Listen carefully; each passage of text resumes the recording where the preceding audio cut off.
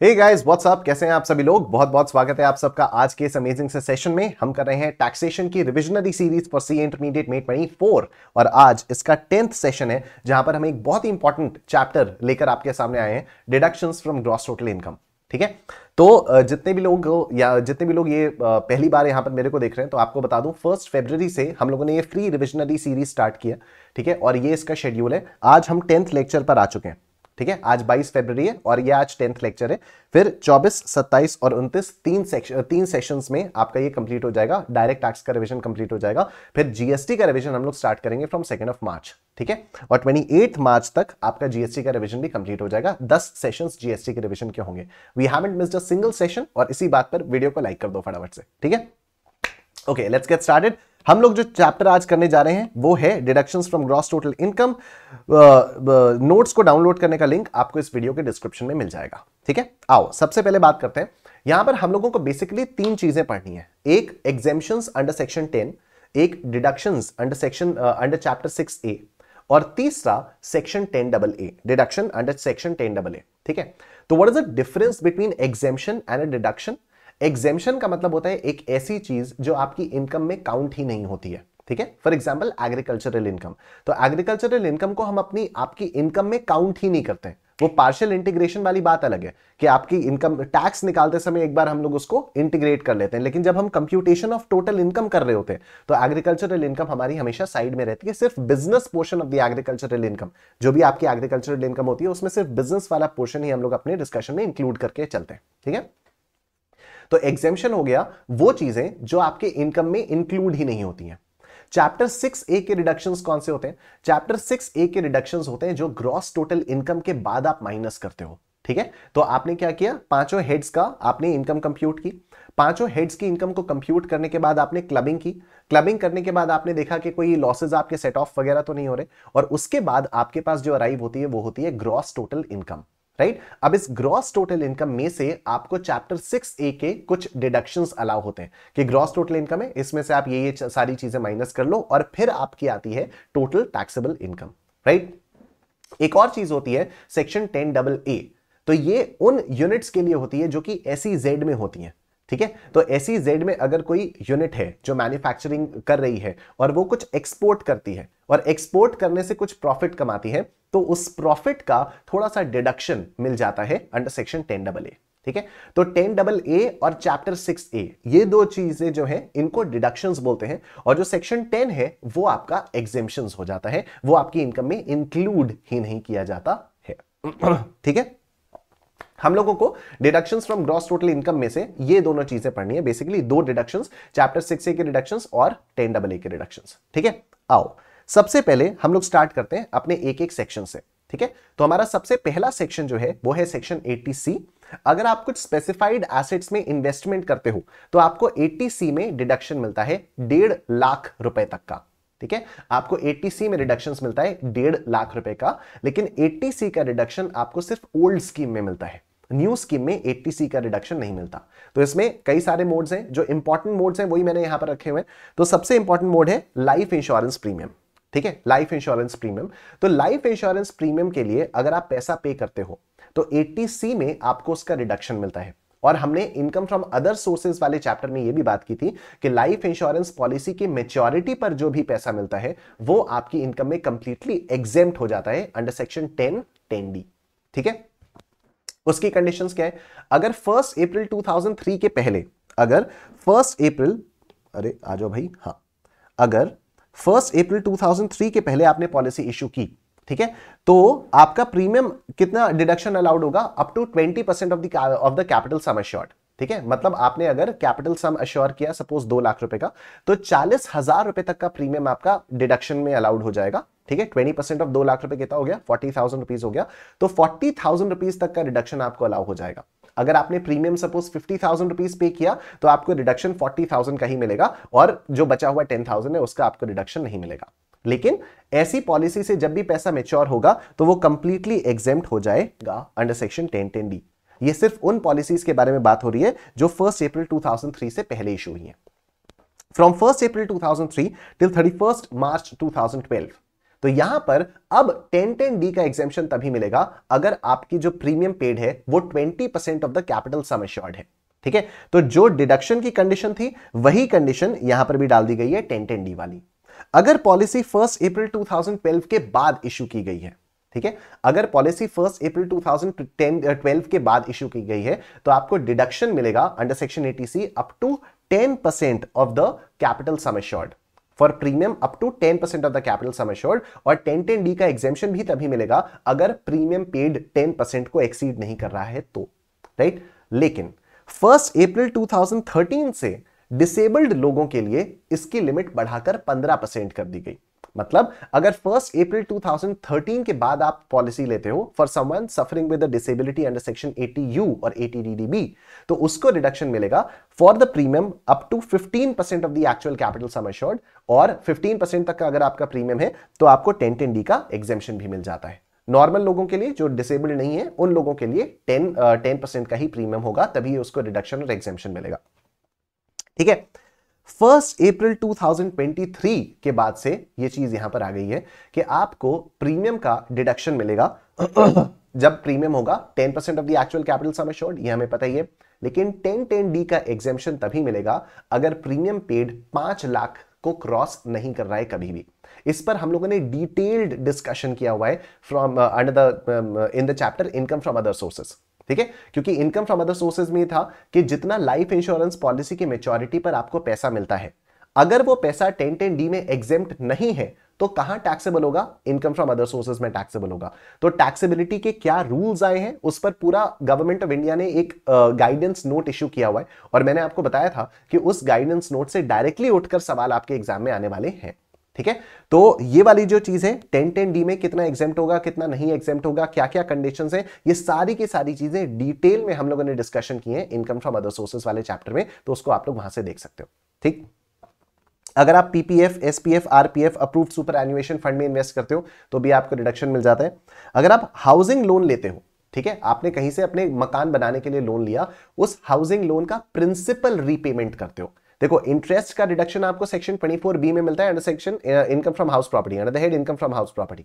ठीक है, लेकिन प्रिंसिपल रीपेमेंट का भी रिडक्शन आपको मिलेगा अंडर सेक्शन 80C। ठीक है, और 80C के जितने भी मोड्स हैं ओवरऑल लिमिट यहां की 1.5 लाख रुपए की है। फिर tuition fee to any Indian university, college, school for full time education of any 2 children. तो अगर आपने अपने किसी बच्चे के लिए स्कूल, कॉलेज, यूनिवर्सिटी की फी पे की, कौन सी फी? ट्यूशन फी, तो 2 बच्चों की ट्यूशन फी का आपको रिडक्शन मिलेगा under section 80C। Term deposit for a fixed period of not less than 5 years with a scheduled bank, term deposit अगर आपने किया उसका आपको रिडक्शन मिलेगा, 5 साल का लॉक इन है। Subscription to a notified bonds of NABARD, इस पर भी 5 year post office time deposit, senior citizen saving scheme account etcetera, contribution by the central government employ to additional account of NPS। ठीक है, तो नेशनल पेंशन स्कीम एक चीज होती है। नेशनल पेंशन स्कीम में 2 प्रकार के अकाउंट्स होते हैं, टियर 1 अकाउंट और टियर 2 अकाउंट। टियर 1 अकाउंट में जितना भी पैसा आप इन्वेस्ट करते हो उसका रिडक्शन 80CC-D में मिलता है, और टियर 2 में आप जितना भी पैसा इन्वेस्ट करते हो, जमा करते हो, उसका रिडक्शन आपको 80C में मिल जाता है। तो ये कुछ इंपॉर्टेंट है, वैसे टोटल 23 मोड्स हैं 80C में, लेकिन ये कुछ 9 मोड्स हैं, यही इंपॉर्टेंट है, इन्हीं से लगातार एग्जाम में क्वेश्चंस आते हैं। तो ये आप यहां पर देख सकते हो। एक सुकन्या समृद्धि भी है, लेकिन वो काफी याद रहता है तो इसलिए इसमें लिखने की जरूरत थी नहीं। ठीक है, नेक्स्ट सेक्शन हमारे पास आता है सेक्शन 80CCC। ये कहता है कि अगर आपने किसी पेंशन फंड में कंट्रीब्यूशन किया तो आपको 1.5 लाख रुपए तक का उस पर रिडक्शन मिल जाएगा। ठीक है, एग्जाम में जब क्वेश्चन आता है और क्वेश्चन में आपको दिखाई दे, एग्जाम के क्वेश्चन में अगर कहीं आपको दिखाई दे deposit in LIC pension fund, LIC pension fund, तो LIC पेंशन फंड का रिडक्शन आप हमेशा 80CCC में ही लोगे। ठीक है, LIC पेंशन फंड का रिडक्शन आप हमेशा 80CCC में ही लोगे, 80C में नहीं लोगे। 80C में बोला गया भाई पेंशन फंड होगा तो रिडक्शन मिलेगा, लेकिन एग्जाम में जो क्वेश्चन आता है उसमें LIC पेंशन फंड लिखा हुआ होता है और ICAI इसका रिडक्शन हमेशा 80CCC में देता है, तो इसका रिडक्शन आपको भी 80CCC में ही लेना है। ठीक है, आओ 80CCD के बारे में बात करते हैं। अब 80CCD के अंदर 3 सेक्शंस में रिडक्शन मिलता है। 80CCD है क्या? अगर आपने नेशनल पेंशन स्कीम में पैसा इन्वेस्ट किया तो आपको 80CCD का रिडक्शन मिलता है। नेशनल पेंशन स्कीम क्या होती है कि कोई भी इंप्लॉय अपनी सैलरी का थोड़ा सा पोर्शन इसमें डाल सकता है, जब तक वो रिटायर होगा तब तक उसके पास एक ह्यूज कॉर्पस जमा हो जाएगा। रिटायरमेंट के बाद वो इसमें से थोड़ा सा पैसा लंपसम निकाल सकता है और बचा हुआ पैसा उसको मंथली पेंशन के रूप में मिलता रहेगा। ठीक है, ये स्कीम सबसे पहले गवर्नमेंट एम्प्लॉइज के लिए इंट्रोड्यूस की गई थी जब गवर्नमेंट ने पेंशन को बंद कर दिया था, और उसके बाद इस चीज को एक्सपैंड कर दिया था for normal employees as well as for self employed people as well. ठीक है, अब यहां पर डिडक्शन मिलता है under 3 sections, ATCCD 1, ATCCD 1B और ATCCD 2। ठीक है, तो एप्लीकेबिलिटी क्या हो गई? Central government employees post 1 January 2024 and others and self employed, यहां पर भी all individuals contributing to NPS. ठीक है, और ATCCD 2 का रिडक्शन मिलता है एम्प्लॉयर के कंट्रीब्यूशन पे। एम्प्लॉयर अगर आपका कंट्रीब्यूट कर रहा है तो उसके कंट्रीब्यूशन का रिडक्शन ATCCD 2 में मिलता है। खुद के कंट्रीब्यूशन का रिडक्शन मिलता है ATCCD 1 में और ATCCD 1B में, और एम्प्लॉयर के कंट्रीब्यूशन का रिडक्शन मिलता है ATCCD 2 में। ठीक है, तो स्कीम वीम ठीक है, वो आप देख लेना। डिडक्शन लिमिट देखो, डिडक्शन लिमिट देखो, अगर आप एम्प्लॉई हो तो ATCCD 1 की क्या लिमिट है? 10% ऑफ सैलरी। ठीक है, अगर आप एम्प्लॉई नहीं हो तो 20% of gross total income, self employed हो तो 20% ऑफ ग्रॉस टोटल इनकम, ये लिमिट्स हैं ATCCD 1 की। लेकिन आपको पता है एक सेक्शन होता है ATCCE। ATCCE कहता है कि ATCCC और ATCCD 1 इन तीनों का डिडक्शन मिलाकर 1.5 लाख से ज्यादा नहीं हो सकता। ठीक है, ATCCE कहता है कि ये 3 सेक्शंस हैं, इन तीनों सेक्शंस का रिडक्शन मिलाकर 1.5 लाख से ज्यादा नहीं हो सकता। कौन से 3 सेक्शंस? ATC, ATCCC और ATCCD 1। ठीक है, ATCCD 1 भी ATCCE की लिमिट के अंदर नहीं आता और ATCCD 2 भी ATCCE की लिमिट में नहीं आता है। तो यहां पर देखो ATCCD 1 में लिखा हुआ है maximum 1,50,000 rupees under section ATCCE।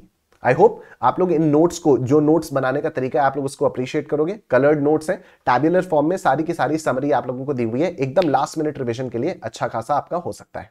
ठीक है, एडिशनल 50,000 आपको मिलेगा यहां पर। ये जो ATCCD 1B है, ATCCD 1B में जो आपको रिडक्शन मिलता है, तो इसमें एडिशनल 50,000 का रिडक्शन मिलता है ATCCE की लिमिट के ऊपर। ठीक है, तो अब एग्जाम में जब प्रैक्टिकल क्वेश्चंस होते हैं और आपने कंट्रीब्यूट किया हुआ होता है ATCCD वाले में, एनपीएस में कंट्रीब्यूट किया हुआ है, तो हम आंख बंद करके सबसे पहले 50,000 का रिडक्शन ATCCD 1B में ले लेते हैं और बचा हुआ जो होता है उसका रिडक्शन हम लोग ATCCD 1 में लेते हैं। ठीक है, अच्छा, सेक्शन ATCCD 2 में क्या होता है? अगर गवर्नमेंट एम्प्लॉयर है तो 14% ऑफ द सैलरी का रिडक्शन मिलेगा आपको, लेकिन पहले ये ATCCD 2 वाला कंट्रीब्यूशन आपकी सैलरी में ऐड होगा। ठीक है, तो जितना भी आपका एम्प्लॉयर आपके लिए एनपीएस में कंट्रीब्यूट करेगा वो कंट्रीब्यूशन पहले आपकी सैलरी में ऐड होगा और उसके बाद ग्रॉस टोटल इनकम में से माइनस होगा। ठीक है, और फिर 10% of the salary for others, तो बाकी लोगों के लिए 10% ऑफ द सैलरी का रिडक्शन मिल जाता है एम्प्लॉयर का कंट्रीब्यूशन।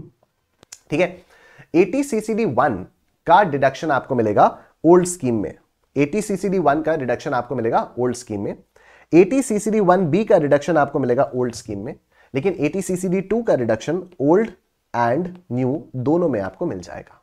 ठीक है, ATCCE की लिमिट कहां अप्लाई करती है? ATCCD 1 की में अप्लाई करती है, ATCCD 1B में अप्लाई नहीं करती, ATCCD 2 में भी अप्लाई नहीं करती है। जब आप पैसा विथड्रॉ करोगे तो वो पैसा टैक्सेबल हो जाएगा। ठीक है, अगर आपने विथड्रॉ किया या पॉलिसी से ऑप्ट आउट कर लिया या आपने कोई एन्युटी परचेज कर ली, ठीक है, तो ये पैसा आपका टैक्सेबल हो जाएगा। अब एग्जेम्पशन कितना मिलेगा? अगर आपने क्लोज की पॉलिसी को या ऑप्ट आउट किया तो 60% आपका टैक्स फ्री हो जाता है अंडर सेक्शन 12A। ठीक है, तो 60% टैक्स फ्री हो जाएगा, 40% ही टैक्सेबल हो जाएगा। और अगर पार्शियल विथड्रॉ किया तो 25% आपका टैक्स फ्री हो जाएगा और बाकी 75% आपका टैक्सेबल हो जाएगा। तो 25% आपका एग्जेम्प्ट हो जाएगा, बाकी आपका टैक्सेबल हो जाएगा। ठीक, उसके बाद ATCCE तो कुछ भी नहीं है कि ATC, ATCCC और ATCCD 1 इन तीनों का मिलाकर 1.5 लाख से ज्यादा नहीं होना चाहिए, सिंपल। उसके बाद ये देखो एक नया सेक्शन इंट्रोड्यूस हुआ है, अग्निपथ स्कीम ATCCH। ठीक है, तो अब जिस तरह से ATCCD था, ये एनपीएस वाला था, उसी तरह से यहां पर भी है ATCCH 1 और ATCCH 2।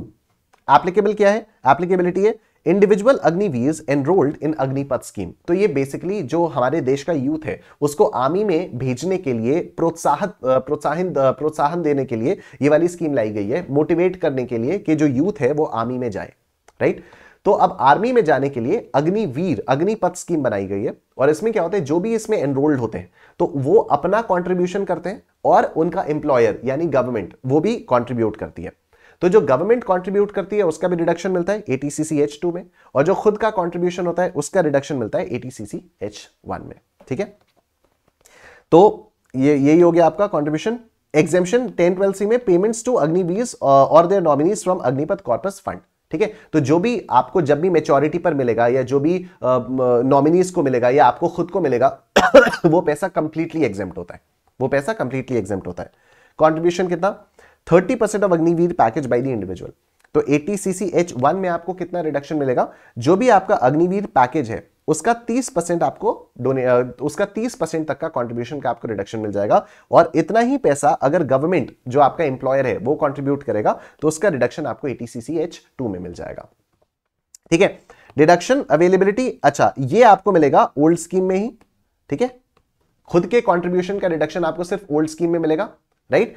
ये आपको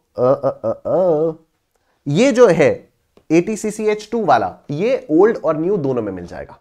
ठीक है, ये ओल्ड और न्यू दोनों में मिल जाएगा। तो डिडक्शन अवेलेबिलिटी क्या है, deduction for contributions to Agniveer corpus fund if opted out of the default scheme.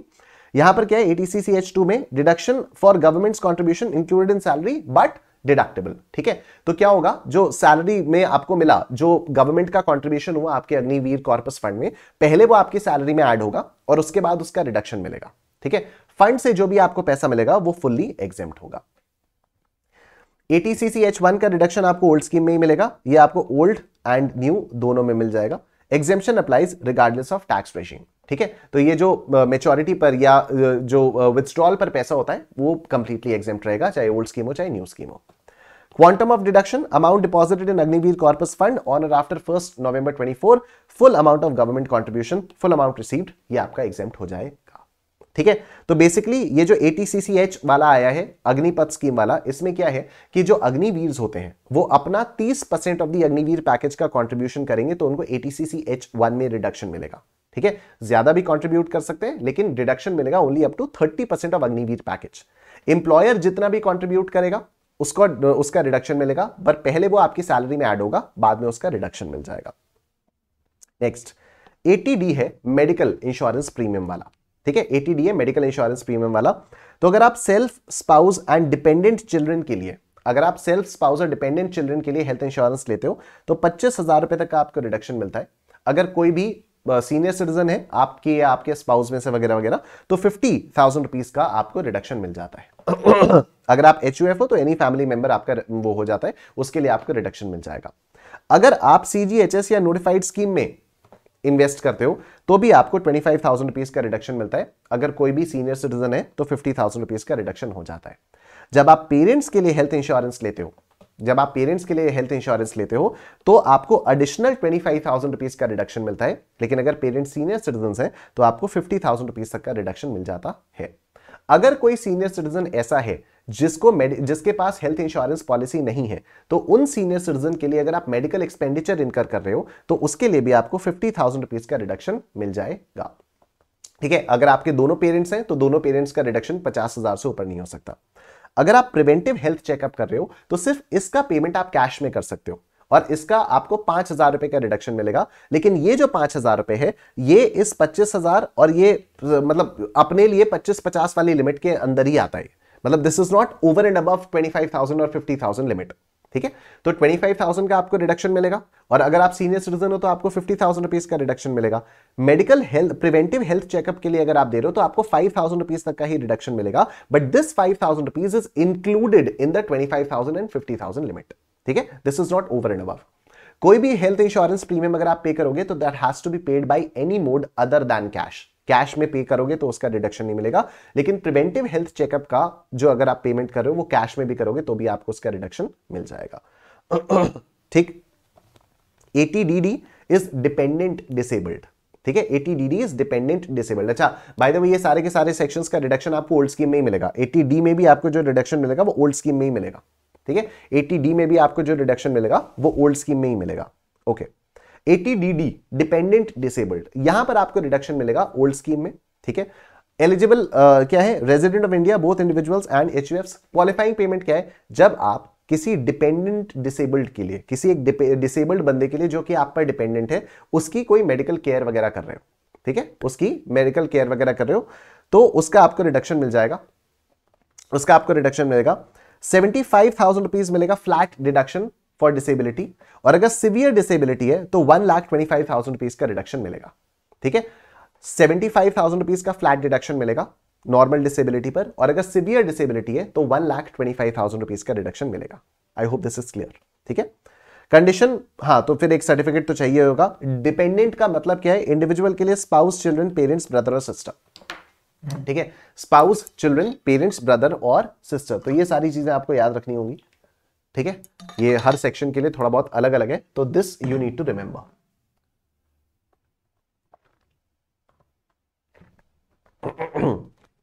ठीक, then we have ATDDB। ATDDB क्या कहता है? ATDDB ये कहता है कि अगर आप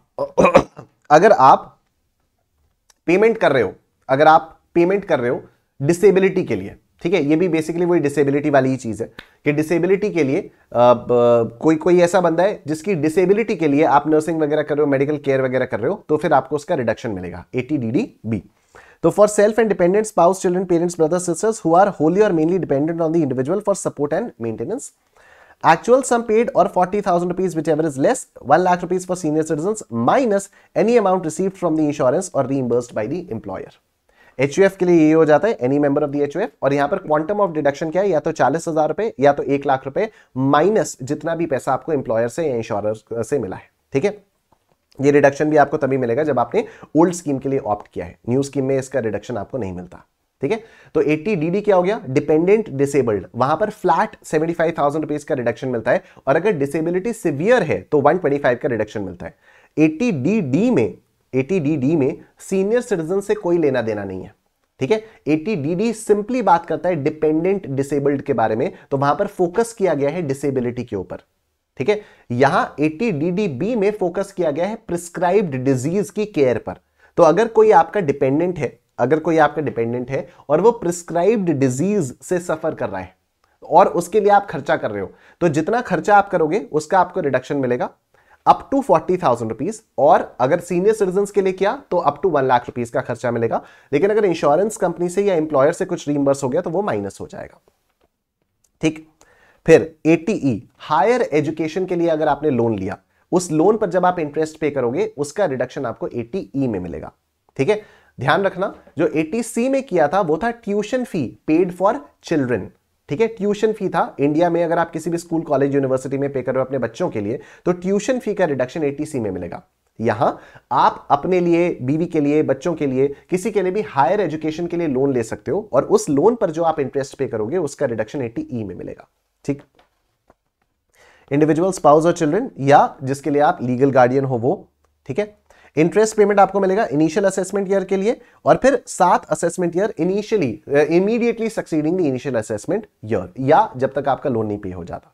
तो यहां पर कोई लिमिट नहीं है, जितने का भी इंटरेस्ट है आपको पूरे इंटरेस्ट का रिडक्शन मिल जाएगा, लेकिन सिर्फ ओल्ड स्कीम में ही मिलेगा। नेक्स्ट, अगर आपने मकान खरीदने के लिए लोन लिया है, तो उस पर जो भी आप इंटरेस्ट पे करते हो उसका रिडक्शन आपको मिलता है ATEE में, ठीक है। 24B में तो इनकम फ्रॉम हाउस प्रॉपर्टी से मिल जाता है, उसी हेड के अंदर मिल जाता है। ATEE में आपको ग्रॉस टोटल इनकम से कुछ एडिशनल डिडक्शन भी मिलता है, ठीक है। इंडिविजुअल्स को मिलता है इंटरेस्ट ऑन लोन का reduction up to 50,000 rupees for interest on loan, लेकिन इसकी कंडीशंस है। कंडीशन क्या है? लोन सैंक्शन होना चाहिए प्रीवियस ईयर 16-17 में, लोन का अमाउंट 35 लाख या उससे कम होना चाहिए, हाउस की वैल्यू 50 लाख या उससे कम होनी चाहिए, और असेसी के पास कोई और हाउस नहीं होना चाहिए on the date of sanction of loan, ठीक है। ये भी आपको ओल्ड स्कीम में ही मिलेगा। नेक्स्ट आपके पास आता है ATEEA, ये भी हाउस प्रॉपर्टी के एक्विजिशन पर जब आप लोन लेते हो तो उस पर जो भी आप इंटरेस्ट पे करते हो उसका रिडक्शन यहां पर आपको मिल जाता है। एलिजिबल असेसी यहां पर इंडिविजुअल है, interest payable on loan for purchase of house property, यहां की लिमिट है 1.5 लाख रुपए। आओ इसकी कंडीशंस देखते हैं, इसमें भी 4 कंडीशंस हैं। यहां लोन आपका सैंक्शन होना चाहिए फ्रॉम 1 अप्रैल 19 टिल 31 मार्च 22। तो ATEEA में क्या है? 1 अप्रैल 19 से 31 मार्च 22 के बीच में लोन सैंक्शन होना चाहिए। मकान की स्टैंप ड्यूटी वैल्यू 45 लाख है उससे कम होनी चाहिए। मकान की जो वैल्यू है, स्टैंप ड्यूटी वैल्यू है 45 लाख है, उससे कम होनी चाहिए। और जिस दिन लोन सैंक्शन हुआ उस दिन कोई और मकान इसके पास नहीं होना चाहिए, और 80EE में इसको कोई डिडक्शन नहीं मिलना चाहिए। ठीक है, 80EE में इसको कोई और डिडक्शन नहीं मिलना चाहिए, ये भी आपको ओल्ड स्कीम में ही मिलेगा। फिर आता है आपका 80EEB।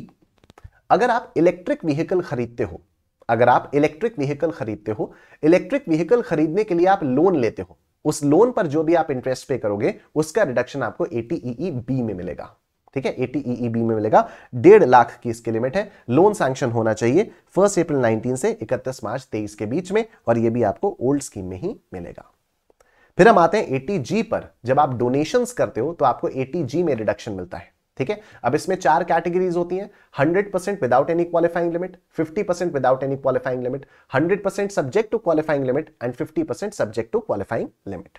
ठीक है, तो यहां पर पहले इन कैटेगरीज में कौन कौन सी चीजें हैं उसके बारे में बात करते हैं। तो जो कैटेगरी 1 है 100% विदाउट एनी क्वालिफाइंग लिमिट, तो इसमें prime ministers national relief fund आता है, नेशनल चिल्ड्रंस फंड, स्वच्छ भारत कोष, national defence fund, PM cares fund वगैरह। ठीक है, तो ये आपका 100% विदाउट क्वालिफाइंग लिमिट में आ गया। यहां 50% without any qualifying limit prime minister's drought relief fund आ जाता है। यहां पर 2 चीजें आती हैं, फैमिली प्लानिंग वाला और ओलंपिक्स वाला, 100% सब्जेक्ट टू क्वालिफाइंग लिमिट। और यहां पर क्या आता है, ये मैंने आपको कैसे याद कराया था, मैंने आपको याद कराया था कोई भी चैरिटेबल एक्टिविटी करो। ठीक है, कोई भी चैरिटेबल एक्टिविटी करो तो 50% without 50% subject to qualifying limit. अब पूछा जाता है कि भाई चैरिटेबल एक्टिविटी क्या करें, चैरिटेबल एक्टिविटी क्या करें। ठीक है, कोई भी चैरिटेबल एक्टिविटी करो आपको आपको रिडक्शन मिलेगा 50% सब्जेक्ट टू क्वालिफाइंग लिमिट। तो पूछा जाएगा भाई चैरिटेबल एक्टिविटी क्या करें, तो देखो यहां पर फैमिली प्लानिंग की बात तो हो ही गई थी, तो फैमिली प्लानिंग के अलावा कोई बात कर लो। ठीक है, फैमिली प्लानिंग के अलावा क्या बात करें, क्या बात करें, अरे माइनॉरिटी के लिए घर बनवा दो, माइनॉरिटी के लिए घर बनवा दो। ठीक है, तो माइनॉरिटी वाला और घर बनवाने वाला, और माइनॉरिटी के लिए घर बनवा के क्या करें, मंदिर मस्जिद गुरुद्वारे बनवा दो, मंदिर मस्जिद गुरुद्वारे बनवा दो। ठीक है, तो ये 5 चीजें जो आपको ऐसे याद हो सकती हैं। यहां पर जो कैटेगरी 3 है इसमें तो 2 चीजें हैं, क्या, एक तो फैमिली प्लानिंग, दूसरा स्पोर्ट्स। ठीक है, फैमिली प्लानिंग, दूसरा स्पोर्ट्स। फिर ये वाली जो चौथी चीज है इसमें 5 कैटेगरीज हैं, कोई भी चैरिटेबल एक्टिविटी। कोई भी चैरिटेबल एक्टिविटी मतलब क्या, फैमिली प्लानिंग तो हो गई ना, फैमिली प्लानिंग के अलावा, अरे भाई फैमिली प्लानिंग के अलावा क्या, मकान बनवा दो भाई, किसके लिए मकान बनवा दूं, माइनर्स के लिए मकान बनवा दो। अच्छा, और क्या करवा दो, मंदिर मस्जिद गुरुद्वारे रिपेयर करवा दो, सिंपल। ठीक है, क्वालिफाइंग लिमिट का मतलब होता है 10% of adjusted total income, 10% of adjusted total income. और एडजस्टेड टोटल इनकम होती है gross total income minus all the deductions except 80G minus capital gains. ठीक है, एडजस्टेड टोटल इनकम होती है gross total income minus deductions except 80G, short term capital gain under section 111A and long term capital gains. तो long term capital gains में आपके सारे के सारे आ गए, शॉर्ट टर्म कैपिटल गेन आपका स्पेसिफिकली 111A वाला आ गया जो शेयर्स वाला होता है।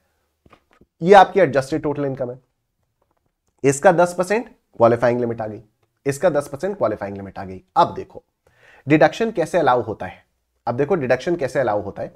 उसके लिए मैंने यहां पर एक एग्जांपल दिया हुआ है कि मान लो आप कैटेगरी 4 में हो, 50% सब्जेक्ट टू क्वालिफाइंग लिमिट, आपने एक्चुअल डोनेशन किया 1 लाख रुपए का और आपकी क्वालिफाइंग लिमिट आई 80,000 रुपए की, आपकी क्वालिफाइंग लिमिट आई 80,000 रुपए।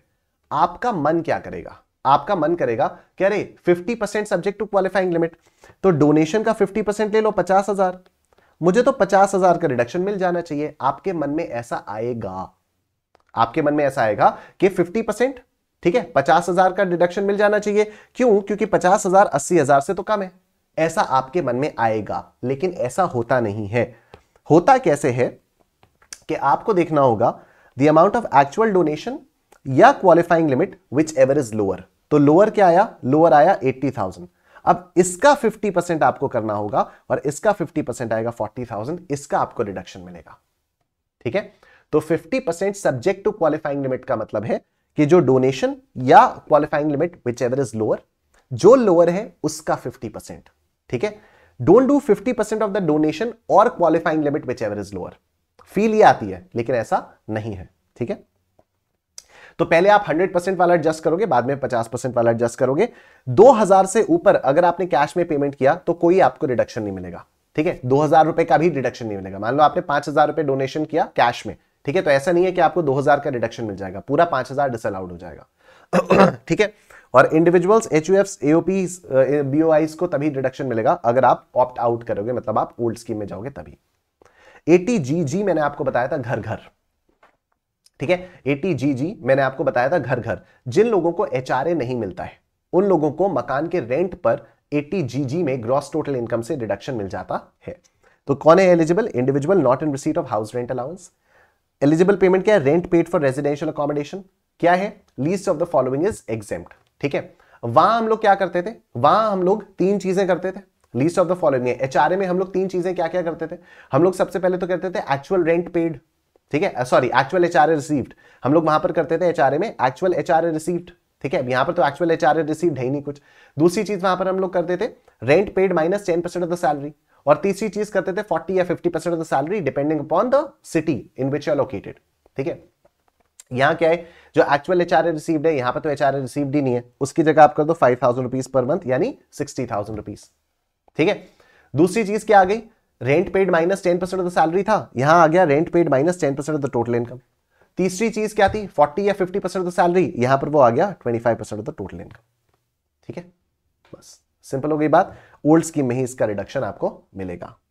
नेक्स्ट आता है एटीजीजीए।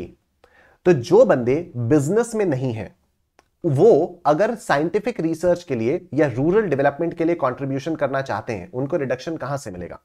साइंटिफिक रिसर्च के लिए अगर आप बिजनेसमैन हो और तब आप कंट्रीब्यूट करते हो तो सेक्शन 35 में आपको उसका रिडक्शन मिल जाता है। लेकिन अगर आप बिजनेसमैन नहीं हो, अगर आप बिजनेसमैन नहीं हो, सैलरीड हो, ठीक है, तो फिर आपको रिडक्शन कैसे मिलेगा? तो आपको रिडक्शन मिलेगा एटीजीजीए में। ठीक, तो any assessee not having income chargeable under the head profits and gains from business or profession, donation for scientific research and rural development, कितना मिलता है? एक्चुअल डोनेशन, लेकिन अगर 2000 से ऊपर है, no deduction shall be allowed for donation in excess of 2000 rupees if paid in cash. ठीक है, और ये भी आपको ओल्ड स्कीम में ही रिडक्शन इसका मिलता है। फिर हम बात करते हैं एटीजीजीबी के बारे में। पॉलिटिकल पार्टीज को कंट्रीब्यूट अगर करना है तो, लेकिन एटीजीजीबी सिर्फ कंपनीज के लिए है। ठीक है, और वो भी ऐसी कंपनीज जो कि न्यू स्कीम में नहीं है।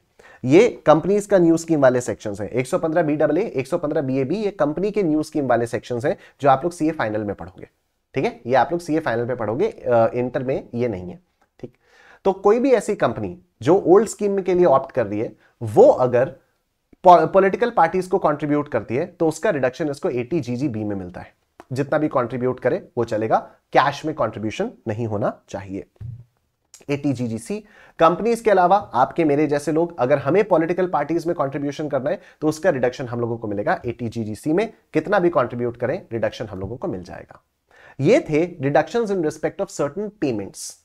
ठीक है, ये था deduction in respect of certain payments. Chapter 6A में जितने भी डिडक्शंस हैं उनको 4 कैटेगरीज में क्लासिफाई किया गया है। 4 categories: deduction in respect of certain payments, deduction in respect of certain incomes, deduction in respect of other incomes और अदर डिडक्शंस। ठीक है, यहां हम लोगों ने कर लिया 80C से लेकर 80GGC। ठीक है, यहां हम 3 सेक्शंस करेंगे, 80JJAA, 80RRB और 80QQB। 80QQB यहां हम 2 सेक्शंस करते हैं, 80TTA और 80TTB, और यहां हम एक सेक्शन करते हैं 80U। यहां पर हम एक सेक्शन करते हैं 80U। Deductions in respect of certain payments हमारा कंप्लीट हो चुका है। Deductions in respect of certain incomes, यानी ये जो 3 सेक्शंस हैं 80JJAA, 80RRB और 80QQB, यहां पर डिडक्शन तभी आपको मिलेगा अगर आप अपना return of income due date पे या उससे पहले पहले फाइल करोगे। ठीक है, तो इसके लिए एकदम लॉ है 80AC, एक सेक्शन है 80AC, और 80AC कहता है कि इन 3 सेक्शंस का रिडक्शन आपको तभी मिलेगा, इन 3 सेक्शंस का रिडक्शन आपको तभी मिलेगा अगर आप अपना return of income due date या उससे पहले पहले फाइल करोगे। ठीक है, अगर आप अपना return of income due date या उससे पहले पहले फाइल करोगे। राइट, ये हो गया। ओके, तो as per section 80AC, furnishing return of income on or before due date is mandatory for claiming reduction in respect of certain income. These sections are there in the sections that are there in our syllabus. वैसे तो पूरी list है 80IA से लेकर, बहुत लंबी list है। हमारे सिलेबस में 3 ही सेक्शंस हैं, 80JJAA, QQB और RRB। आओ 80JJAA के बारे में बात करते हैं। 80JJA का इंट्रोडक्शन किया गया था टू प्रमोट एम्प्लॉयमेंट। ठीक है, तो एम्प्लॉयमेंट के लिए यहां पर कंपनीज को बोला जाता है कि आप अगर ऑडिट में फॉल करते हो, ठीक है, आप अगर ऑडिट वाली रिक्वायरमेंट में फॉल करते हो, ऑडिट वाली रिक्वायरमेंट में कौन कंपनीज फॉल करती हैं? जिनका टर्नओवर या तो 1 करोड़ से ऊपर है या तो 10 करोड़ से ऊपर है। 10 करोड़ के लिए स्पेसिफाइड लिमिट्स थी कि आपकी टोटल आपकी जो रिसीट्स है, टोटल रिसीट्स का 5% से कम कैश में होना चाहिए, टोटल पेमेंट्स का 5% से कम कैश में होना चाहिए, तो ऑडिट की लिमिट बढ़ाकर 10 करोड़ कर दी गई थी। एनीवे, अगर आप ऑडिट वाले कंपनी हो, अगर आप ऑडिट वाली कंपनी हो, नॉट नेसेसरीली कंपनी, ऑडिट वाले इंडिविजुअल भी अगर आप हो, और आपकी ग्रॉस टोटल इनकम में बिजनेस आ रहे हैं, मतलब आप बिजनेसमैन हो, आप बिजनेसमैन हो, तो एम्प्लॉइज को एडिशनल एम्प्लॉय कॉस्ट का 30% का आपको रिडक्शन मिल जाएगा। अब एडिशनल एम्प्लॉय कॉस्ट का मतलब क्या है? साल भर के अंदर आपने अगर कोई नए एम्प्लॉइज हायर किए, साल भर के अंदर अगर आपने कोई नए एम्प्लॉइज हायर किए, तो वो आपके एडिशनल एम्प्लॉइज हो गए, उनको आप सैलरी पे कर रहे हो, उनको सैलरी जो आप पे कर रहे हो उसका पीएनएल में 2 सैलरीज करके तो डिडक्शन आप लोगे ही लोगे, उस पर कोई मनाही नहीं है। लेकिन जितनी भी सैलरी आप पे कर रहे हो उसका 30% का आपको ओवर एंड अबव हम डिडक्शन देंगे अंडर सेक्शन 80JJAA। ठीक है, और ये 3 साल तक मिलेगा, ये डिडक्शन 3 साल तक मिलेगा। तो deduction is available for 3 assessment years including the year relevant to the previous year in which the new employees are hired. Eligibility की कंडीशंस क्या है? सिंपल है, नया एम्प्लॉय होना चाहिए। नया एम्प्लॉय कब हम लोग बोलेंगे? जब number of employees at the beginning of the year और number of employees at the end of the year में चेंज है। ठीक है, अगर आपने 10 एम्प्लॉइज को हायर किया और साथ ही साथ 10 एम्प्लॉइज को निकाल दिया तो आपको रिडक्शन नहीं मिलेगा। ठीक है, आपको नया एम्प्लॉय रखना पड़ेगा, पुराने एम्प्लॉइज के ऊपर आपको नया एम्प्लॉय रखना पड़ेगा, तभी आपको 80JJAA का रिडक्शन मिलेगा। तो the business should not be created by splitting up an existing business or through reconstruction of an existing business. The taxpayer should not acquire the business through a transfer from another person or a result of business organization. An accountant's report with specific details must be submitted before September 30 of the assessment year. ठीक है, ये आपका conditions हो गई। अब additional employ cost मतलब additional employees को जो भी आप पैसा दे रहे हो वो। Specific electronic means include account, paycheque, bank draft वगैरह वगैरह, कैश में नहीं देना चाहिए, अदर देन कैश आपको पेमेंट करना चाहिए। एडिशनल एम्प्लॉय का मतलब क्या है? एडिशनल एम्प्लॉय का मतलब है someone hired during the previous year increasing the total number of employees. ठीक है, लेकिन इसके कुछ एक्सेप्शंस हैं। अगर किसी एम्प्लॉय की सैलरी 25,000 रुपए महीने से ज्यादा है तो आपको 80JJAA का डिडक्शन नहीं मिलेगा। अगर किसी एम्प्लॉय, कोई एम्प्लॉय ऐसा है जिसके पेंशन फंड के कॉन्ट्रीब्यूशंस पूरी की पूरी सेंट्रल गवर्नमेंट कर रही है तो 80JJAA का बेनिफिट आपको नहीं मिलेगा। अगर कोई ऐसा एम्प्लॉय है जो कि आरपीएफ में पार्टिसिपेट नहीं कर रहा है, 80JJAA का बेनिफिट नहीं मिलेगा। अगर कोई इंप्लॉय ऐसा है जो 240 डेज से कम के लिए आपने हायर किया हुआ है तो 80JJAA का बेनिफिट नहीं मिलेगा। लेकिन हाँ, अगर ये फुटवेयर या मैन्युफैक्चरिंग ऑफ अपैरल या फुटवेयर या लेदर प्रोडक्ट्स के लिए तो 240 दिन की जगह 150 है, मतलब 150 के ऊपर 240 से कम हुआ, 240 से कम दिन के लिए इंप्लॉयड है लेकिन 150 के ऊपर है तो फिर आपको रिडक्शन मिल जाएगा। मान लो कोई इंप्लॉय आपका फरवरी या मार्च में इंप्लॉय हुआ, मान लो आपने कोई इंप्लॉय जनवरी, फरवरी, मार्च में इंप्लॉय किया, तो साल खत्म होने तक 240 दिन पूरे ही नहीं हुए, 240 दिन पूरे होने से पहले ही साल खत्म हो गया, तो आपको अगले साल से 3 साल तक उसका रिडक्शन मिल जाएगा। ठीक है, मतलब अगर मान लीजिए आपने 23-24 में, लेट्स से आपने फरवरी 2024 में नया एम्प्लॉय हायर किया तो 31 मार्च 2024 तक 240 दिन तो पूरे हुए नहीं, तो मान लिया जाएगा कि ये एम्प्लॉय 24-25 में हायर किया गया और 24-25, 25-26 और 26-27 में इसका डिडक्शन मिल जाएगा अगर ये एम्प्लॉय आपके पास रहा पूरे साल के लिए तो। ठीक है, same is the case with 150 days as well. Emoluments, payments to an employee excluding contributions to pension वगैरह वगैरह वगैरह। ठीक है, इसका रिडक्शन आपको मिलेगा ओल्ड में भी और न्यू स्कीम में भी, ओल्ड स्कीम, न्यू स्कीम दोनों में आपको इसका रिडक्शन मिल जाएगा। फिर बात करते हैं रॉयल्टी इनकम। जो ऑथर्स को रॉयल्टी इनकम मिलती है उसका रिडक्शन 80QQB में मिलता है। ठीक है, एलिजिबल एसएससी हो गया resident individual being an author. Eligible income क्या हो गई? Royalty income etcetera of authors of certain books other than textbooks. तो consideration for assignment of grant or any of his interest in the copyright of any book being a work of literary, artistic, scientific nature वगैरह वगैरह। देखो, मुद्दे की बात, 3 लाख रुपए तक का रिडक्शन मिलता है, लेकिन वो अगर आपको ओवरसीज से रॉयल्टी मिल रही है तो फिर आपको उस पैसे को इंडिया में लाना पड़ेगा। Due date of return filing से पहले पहले आपको उस पैसे को इंडिया में लाना पड़ेगा, तभी आपको उसका रिडक्शन मिलेगा। जो सेल ऑफ बुक्स पर रॉयल्टी है वो रॉयल्टी की वैल्यू 15% से ज्यादा नहीं हो सकती। ठीक है, सेल ऑफ बुक्स की जो वैल्यू है वो, सेल ऑफ बुक्स पर जो रॉयल्टी मिलेगी वो सेल वैल्यू के 15% से ज्यादा नहीं होनी चाहिए। मतलब अगर आपको कोई कंपनी 18% की रॉयल्टी दे रही है तो आप 15% के हिसाब से ही कैलकुलेट करोगे और तभी आपको उसका रिडक्शन मिलेगा। Up to 3 lakh rupees. ठीक है, बस ये आपको ओल्ड स्कीम में ही मिलेगा, ये आपको ओल्ड स्कीम में ही मिलेगा। फिर 80 आरआरबी, 80 आरआरबी होता है जब आपको पेटेंट्स के लिए रॉयल्टी मिलती है, जब आपको पेटेंट्स के लिए रॉयल्टी मिलती है। ठीक है, तो royalty on patents, any income by way of royalty on patents registered on or after 1 April 2003, whole of such income or 3 lakh rupees whichever is less. Simple, ये भी आपको ओल्ड स्कीम में मिल जाता है। ठीक, उसके बाद आप इधर आओ, 80 TTA। अच्छा, ये 3 सेक्शंस आपके हो गए, deductions in respect of certain incomes, ये 3 हो गए आपके। अब हम तीसरी कैटेगरी में आ रहे हैं, deduction in respect of other incomes. Other incomes में 2 सेक्शंस, 80 TTA और 80 TTB। 80 TTA non senior citizen के लिए 10,000 रुपीज तक का डिडक्शन मिलता है, जितना भी आप सेविंग्स बैंक अकाउंट से इंटरेस्ट अर्न करते हो उस पर। 80 TTB सीनियर सिटीजन के लिए है, savings bank account, fix deposits, कहीं से भी आपको इंटरेस्ट मिले 50,000 रुपए तक का रिडक्शन का 50,000 रुपए तक का आपको रिडक्शन मिल जाता है। 80 TTA और 80 TTB का रिडक्शन आपको ओल्ड स्कीम में ही मिलता है। ठीक है, 80 TTA और 80 TTB दोनों का रिडक्शन आपको ओल्ड स्कीम में ही मिलेगा। 80U क्या है, डिसेबल्ड लोग, फ्लैट 75,000 रुपीज का रिडक्शन मिलता है। अगर डिसेबिलिटी सीवियर है तो 1,25,000 रुपीज का रिडक्शन मिलेगा, ओल्ड स्कीम में ही मिलेगा। और मेडिकल सर्टिफिकेट आपको एक चाहिए होगा ये दिखाने के लिए कि हां आप एक्चुअली वो डिसेबिलिटी सफर कर रहे हो। चैप्टर 6A के रिडक्शंस कंप्लीट हो गए, 10AA के रिडक्शंस पर हम लोग आ जाते हैं। ठीक है, तो 10AA के रिडक्शंस किसको मिलते हैं, किसी भी एसएससी को जो SEZ में अपनी एक अंडरटेकिंग निकालता है, उसमें कुछ मैन्युफैक्चर करता है चीजें या प्रोड्यूस करता है और उसको एक्सपोर्ट करता है, और एक्सपोर्ट करने से उसको प्रॉफिट मिलता है।